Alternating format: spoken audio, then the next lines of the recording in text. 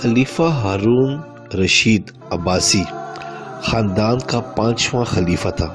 عباسیوں نے طویل عرصے تک اسلامی دنیا پر حکومت کی، لیکن ان میں سے شہرت صرف ہارون رشید کو نصیب ہوئی۔ ہارون رشید کے دور میں ایک بار بہت بڑا قحط پڑ گیا۔ اس قحط کے اثرات سمرقند سے لے کر بغداد تک اور کوفہ سے لے کر مراکش تک ظاہر ہونے لگے۔ ہارون رشید نے اس قحط سے نپٹنے کے لیے تمام تدبیریں آزما لیں۔ اس نے غلے کے گودام کھول دیے، ٹیکس معاف کر دیے، پوری سلطنت میں سرکاری لنگر خانے قائم کر دیے اور تمام امراء اور تاجروں کو متاثرین کی مدد کے لیے موبلائز کر دیا۔ لیکن اس کے باوجود عوام کے حالات ٹھیک نہ ہوئے۔ ایک رات ہارون رشید ٹینشن میں تھا، اسے نیند نہیں آ رہی تھی۔ ٹینشن کے اس عالم میں اس نے اپنے وزیر اعظم یحییٰ بن خالد کو طلب کیا۔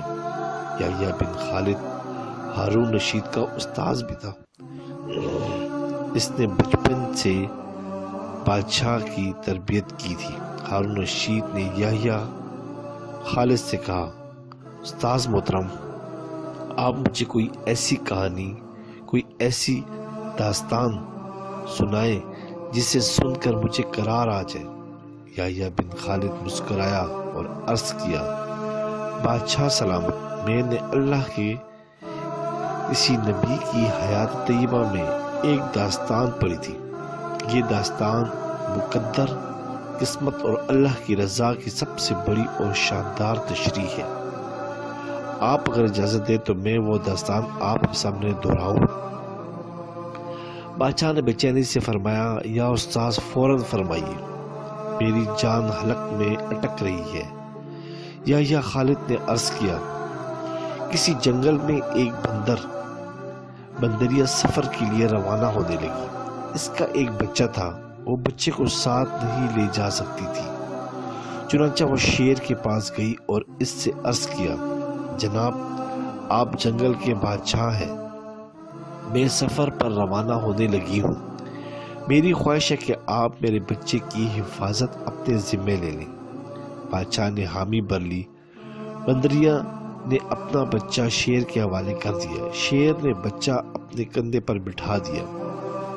بندریہ سفر پر روانہ ہو گئی۔ اب شیر روزانہ بندر کے بچے کو کندھے پر بٹھاتا اور جنگل میں اپنے روزمرہ کے کام کرتا رہتا۔ ایک دن وہ جنگل میں گھوم رہا تھا کہ اچانک آسمان سے ایک چیل نے ڈائی لگائی، شیر کے قریب پہنچی اور بندریہ کا بچہ اٹھایا اور آسمان میں گم ہو گئی۔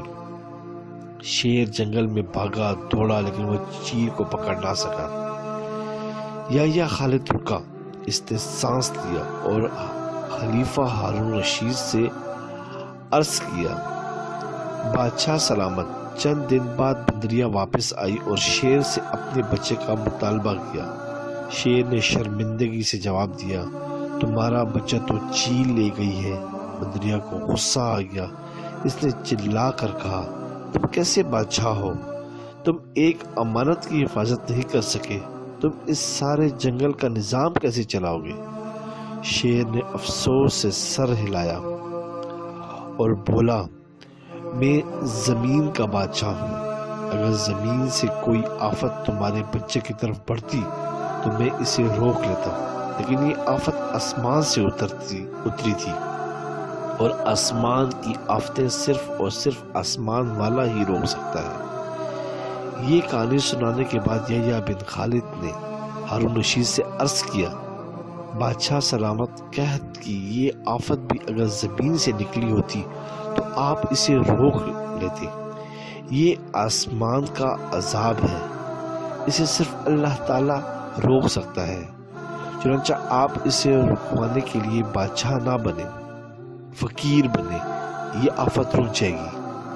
دنیا میں آفتیں دو قسم کی ہوتی ہیں، آسمانی مصیبتیں اور زمینی آفتیں۔ آسمانی آفت سے بچے کے لیے اللہ تعالیٰ کا راضی ہونا، آسمانی آفت سے بچنے کے لیے اللہ تعالیٰ کا راضی ہونا ضروری ہوتا ہے۔ جبکہ زمینی آفت سے بچاؤ کے لیے انسانوں کا متحد ہونا، وسائل کا بھرپور استعمال اور حکمرانوں کا اخلاص درکار ہوتا ہے۔ یحییٰ بن خالد نے ہارون رشید کو کہا تھا، بادشاہ سلامت، آسمانی آفتیں اس وقت تک ختم نہیں ہوتی جب تک انسان اپنے رب کو راضی نہیں کر لیتا۔ آپ اس آفت کا مقابلہ بادشاہ بن کر نہیں کر سکیں گے، چنانچہ آپ فقیر بن جائیے، اللہ کے حضور گر جائیے، اس سے توبہ کیجیے، اس سے مدد مانگیے۔ دنیا کے تمام مسائل اور ان کے حل کے درمیان صرف اور صرف اتنا فاصلہ ہوتا ہے جتنا ماتھے اور جائے نماز میں ہوتا ہے، لیکن افسوس ہم اپنے مسائل کے حل کے لیے 7 سمندر پار تو جا سکتے ہیں، لیکن ماتھے اور جائے نماز کے درمیان موجود چند انچ کا فاصلہ طے نہیں کر سکتے۔ ایک آخری بات عرض کرتا چلوں، اگر میری کوئی ویڈیو، کال، واقعہ، سچی کہانی یا تحریر وغیرہ اچھی لگا کرے تو مطالعہ کے بعد تھوڑی سی زحمت فرما کر اپنے دوستوں سے بھی شیئر کر لیا کیجیے۔ یقین کیجیے کہ اس میں آپ کا بمشکل 1 لمحہ صرف ہوگا، لیکن ہو سکتا ہے کہ اس 1 لمحے کی اٹھائی ہوئی تکلیف سے آپ کی شیئر کردہ تحریر ہزاروں لوگوں کے لیے سبق آموز ثابت ہو سکتی ہو۔ جزاک اللہ، شکریہ۔ سبسکرائب کریں، لائک کریں اور بیل آئیکن پہ کلک کریں تاکہ آپ کو اس طرح ہی پیاری اچھی اسلامی ویڈیو ملتی رہے۔